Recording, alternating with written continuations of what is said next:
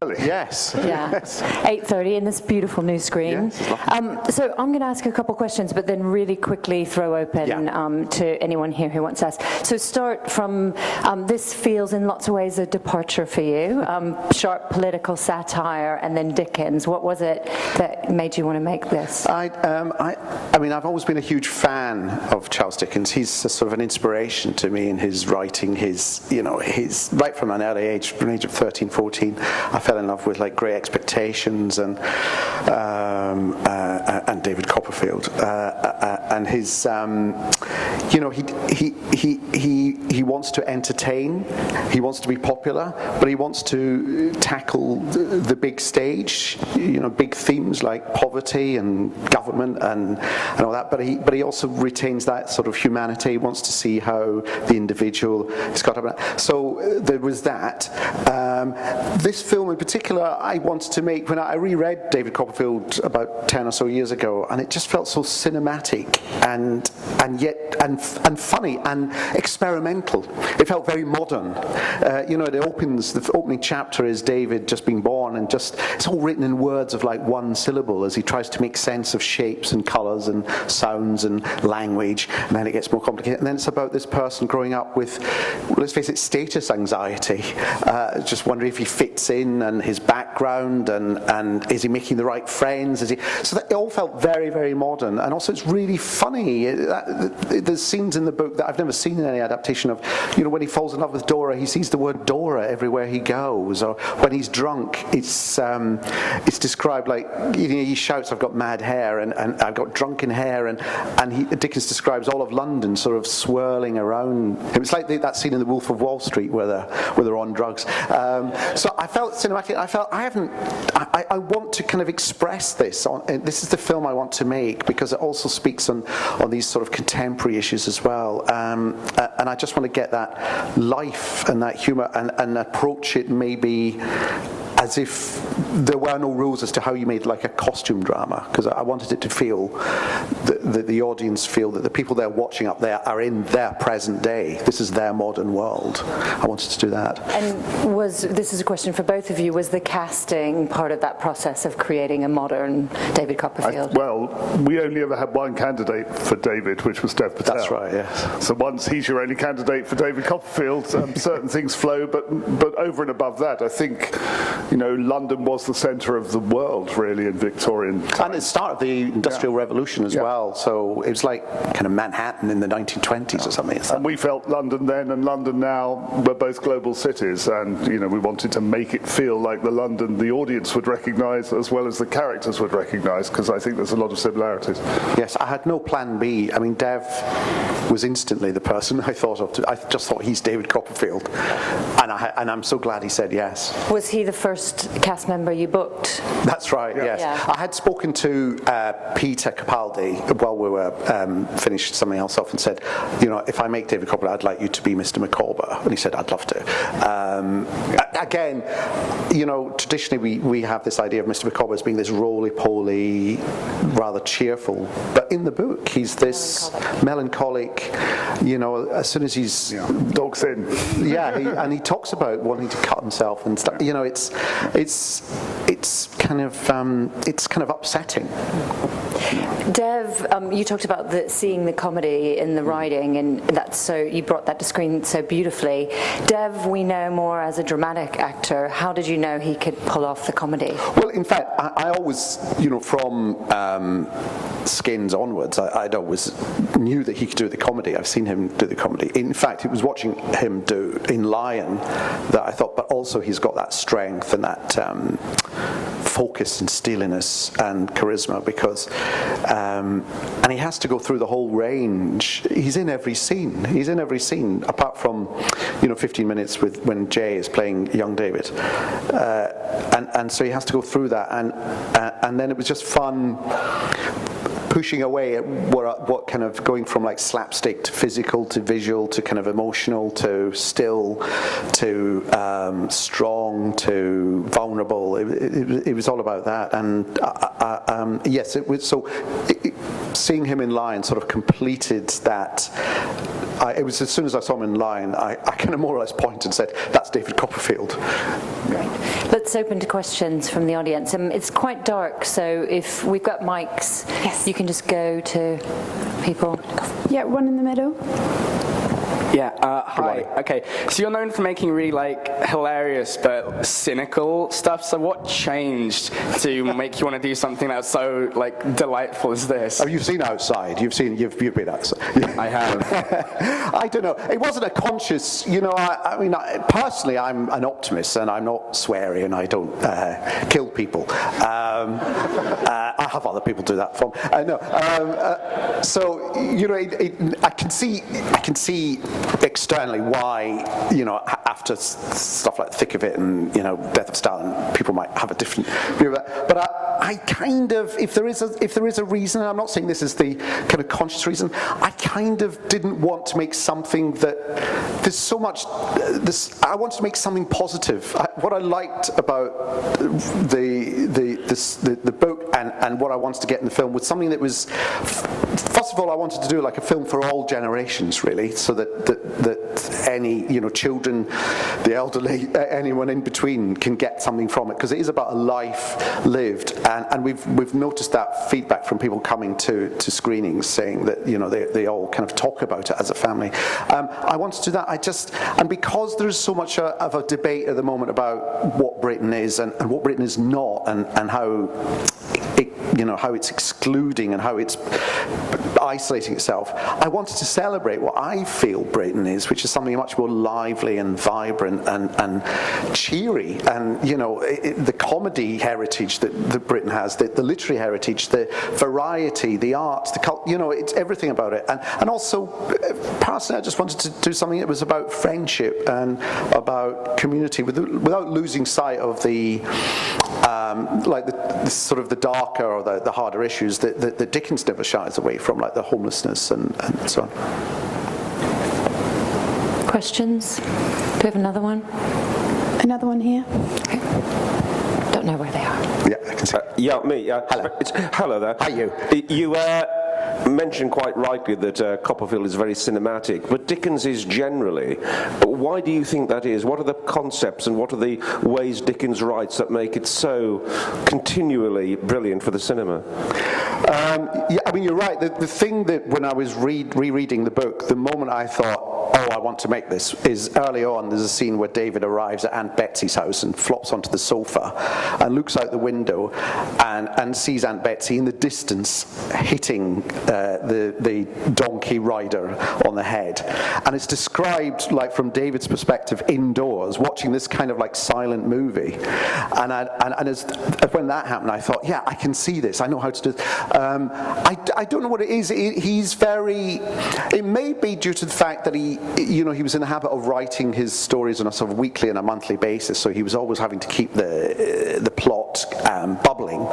But also, I think he wasn't embarrassed or felt awkward of the fact that he was principally wanted to do an entertainment, to provide entertainment for a mass public. So therefore, and he had this innate, instinctive sense of comedy, and comedy is terribly, it's very verbal, but it's also visual, and it's funny, it's when comedy writers are on set, they know visually where the camera should point, because they know what the funny shot is going to be, and it may be that his innate sense of comedy was what sort of propelled him to be able to write his comic set pieces in a sort of visual manner. We talked quite early on, didn't we, about the sequence where he goes back to the boathouse as a grown-up with Steerforth, and how different it all appears to him the second time round. Yeah. Colours are more muted, it seems much smaller. I mean, those are very cinematic ideas about how memory works. That's right, yes. And I'd never actually seen that described in literature before, that thing of how your memory of childhood slightly plays tricks on you. You've sort of over-romanticised it. As you Everything seemed very big to me. That's right, yeah. The other interesting thing, just talking about the modernity, is Mr. Dick, played by Hugh Laurie, is the first real depiction in English literature of mental illness, but dealt with openly rather than as a kind of joke. There's a sort of sadness to the portrayal of Mr. Dick that we wanted to capture there, and Hugh does amazingly. Great. Questions? Anyone? You guys One go to with the the left. mics. Hello. Hello, hi. Hi. How did you manage to balance caricatures with the tragic elements? Because comedy seems to be conflated with tragedy. Did you see comedy's conflicted or? Conflated. Conflated. Well, I mean, it's always, this was an exercise we had to perform in The Death of Stalin, where every scene was both tragic and comedy at the same time. And that's the thing I also admire about Dickens' approach is that he does that. He gives you the comic set piece, and then he'll give you a dramatic moment straight away, which doesn't, where the comedy doesn't undermine the drama, but sort of leads you slightly down one alley, so you're then blindsided by the. How do we do it? I don't know. I mean, we spend a lot of time. We spend a lot of time in the script. We also spend a lot of time getting the cast in early and rehearsing for like 2 weeks in a church hall, really talking about the characters and getting them to play off against each other, so that the characterization is three-dimensional. That they arrive on the first day of filming already knowing what this character's background is, what their feelings are, what the thoughts are for the other characters, and so on. So that hopefully, when there are the comic set pieces, you're seeing these as moments that are happening to real individuals rather than sort of comic types, I suppose. Great. We've got one up here. Oh, yeah, hi. Hi. Going back earlier to the question before about change of pace and that there and stretch yourself and cinematic stuff and that there. Did you I noticed sort of your direction here is very more stylized, more fantastical and that than in your prior works on In the Loop, Death of Stalin, TV work and that. Was there a conscious effort to try and branch out into more fantastical, stylized ways and that, like the different interjections of plays, walking through sets and stuff like that, which kind of remind me a bit of Paul King, his work on the Paddington movies there as well. Was there a conscious decision to try and stretch your talents and your? Well, it was. I mean, with every project you do, I always feel you learn something, and in doing something like Veep, I learned how to work on a sort of big stage, big production resource, which was different from The Thick of It, which was very much 2 cameras and a set of small offices. With Death of Stalin, I suppose we learned about working with a period, trying to make period feel real and authentic.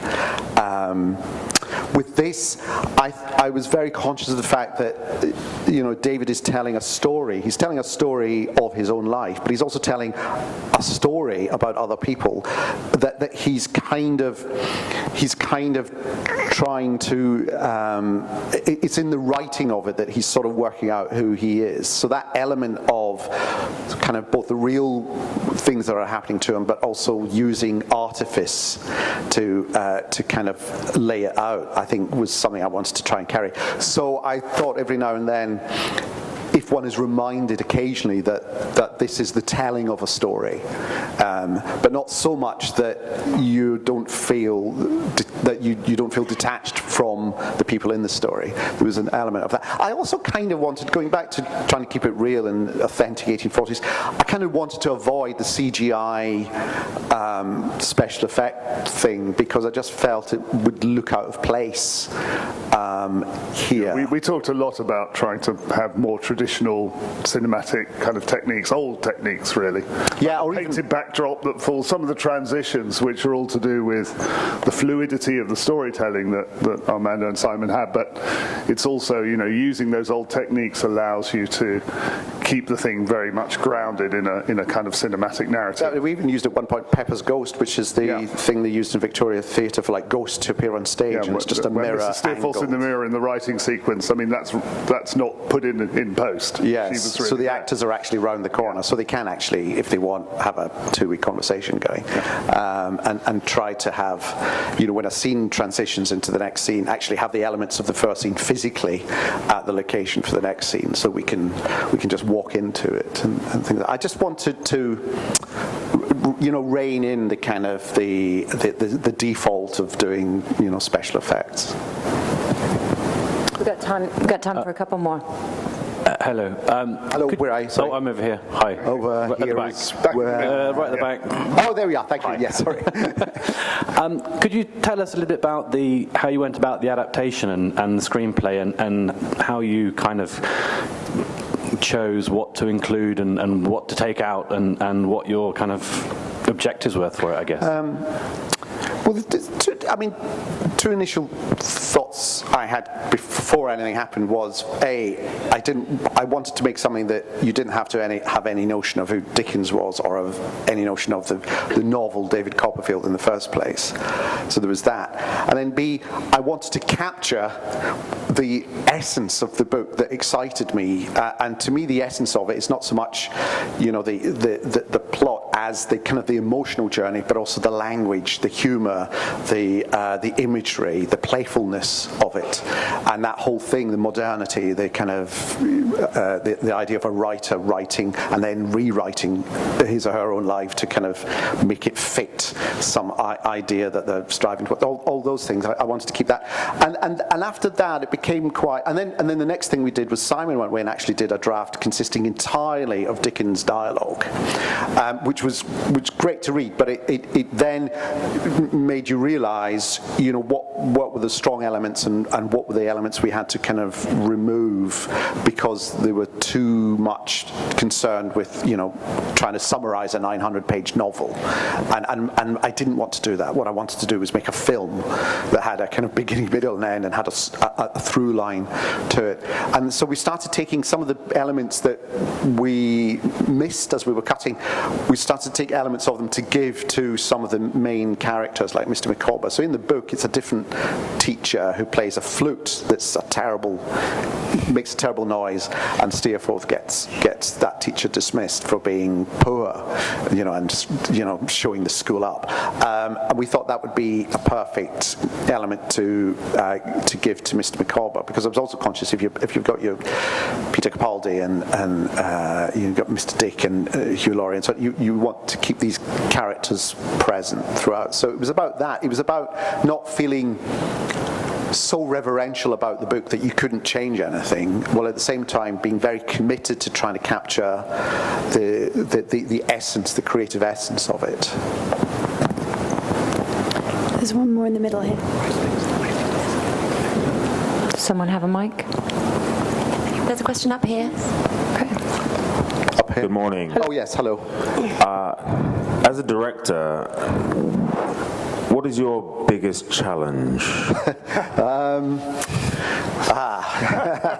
This question. As a director, I think it's different from television, where you have a sort of an open-ended thing. With a film, it's a different part of your brain you use. It's about keeping the whole thing constantly in your head at any one time. Yeah, it was a complex shoot, as you can imagine, because it was no possibility really, although we did start filming at the beginning of the shoot, but the rest of it was very much geographically driven because of all the places we had to go. And so I think that's right. That's always the thing I marvel at directors and actors to some extent, that you're shooting these scenes ridiculously out of sequence, hence the rehearsal period, but it really is up to the director. The actors say that the rehearsal is great just because it gives them a chance to do the whole story in the right order, but also to see each other's story in the right order as well, so that when they come into the shoot a scene and it might be out of sequence, they'll know roughly where everyone else is in their story, and therefore in their kind of emotional kind of mood and so on. But it's about that. It's about keeping that sense of shape, I think. So it's very easy to get caught up in the moment when you're shooting. Well, every day seems like a small mountain to climb, doesn't it, when you're shooting? So you have to be able to look beyond the foothills. You might shoot a scene and it's really, really very big and energetic, but you realise actually it's just coming out of a scene that's might be much more still, and so are you? Is the link going to work, or should you just tone this down? Well, we're here shooting it. Should we ask them to do a kind of slightly quieter version so that the transition won't? It's things like that. It's just holding the rhythm and shape of it in your head all the time, which is always hard, but I think is kind of really, it's the thing I kind of enjoy really, is trying to keep the musicality of it at all times in your head. Great. I think we've got time for one more question. Right here on the right. Oh, hello, hi. Hello? Hello. Sorry, actually, it's all right. Where are you? I'm over here, but the lady over in the corner had her hand up before everyone else, so I'm just going to give it to her. That's very polite. We'll get both of you. Go for it. We'll... See, if only Brexit could be resolved this way, it just be a lot easier. People were just nice to each other. So we'll start here, and then we'll come back to your question. Okay. Thank you. Thank you very much. I can't see where you are, but... I'm over here. Oh, no, sorry, I was talking to the audience. Sorry, and it's quite a simple question. I noticed that Shelter was given a thank you credit. I was just wondering what their role was in the film. Oh, it was a number of things. I spoke to them. We looked at housing conditions in the 1840s, and Dickens actually describes, where they found Nancy. He describes it as a building that a landlord had bought and then subdivided so much that people were living in tiny little spaces. And I spoke to Shelter about how that related to conditions now. And I mean, the shocking thing was, the status of landlords hasn't changed in the UK. They have many, many more rights and powers than and less oversight than they have on the European mainland and so on. So tenants can be, it's such a precarious position. But also the housing condition, we wanted to, it's that thing I was talking about, although we set it in 1840, I wanted to touch on this sense of it happening in front of us now, and so when we show David being homeless as well as little Emily, I wanted it to feel real, not just as for the condition of 1840, but also for now as well. Final question. No final question. Okay. Well, thank you, guys. Oh, good. Thank you very much. Thank you so much. Thank you very much. Thank you. Good luck tonight. Thank you for coming in so early. Thank you. Thank you very much. Thank you.